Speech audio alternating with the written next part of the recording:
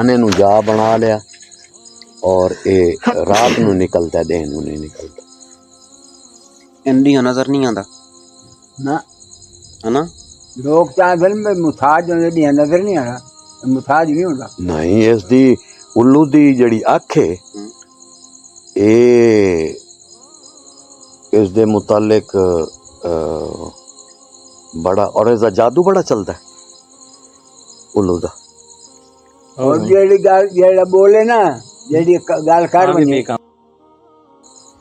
नहीं वैसे कुछ इंडिया नजर तो नहीं आता। मैं हिसाब लाया ना इनको पकड़ लो ना तो साल के बाद अपने आप बोल पाऊंगा बे हाँ ये नजर ये नहीं कि इसनू नजर नहीं आंदा सबको जाना इसदी सब तो ज्यादा अख जड़ी है ना जितने जानवर हैं ना जितने परिंदे जितने हैं जी।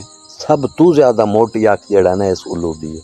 अच्छा। जितने भी परिंदे हैं दीदी भी बड़ी लंबी पौंदी है और दीदी इसदी बड़ी जाउंदी है लेकिन डेहा जड़ा है कुदरती तौर ते साइंसदाना ये बयान कीता कि इसदी जड़ा हाला हुंदा है ना इसदी अख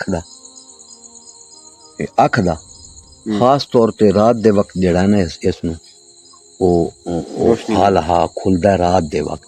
अच्छा। और रात दे वक्त ये शिकारी करेंदा मतलब तीन आपका खुराक खांदा है दिए कीड़े मकोड़े जेड़े भी हैं विदा है ये खांदा है देह नू जेड़ा ना बिल्कुल तो कोई 2-2.5 साल पहले दी गल है। इत्थे तू तो ही साडा इत्थे 4 बैठे हैं 4 एयर गन नाल फड़काए नहीं हल्ले मैं आप फड़काए मेरा निशाना यानी कि उस टाइम कोई नहीं सिखदा पता मैं भाई मैं 12 तो 16 फायर कीते वो 4 फड़काए बहरहाल उल्लू नू ना मारा कर।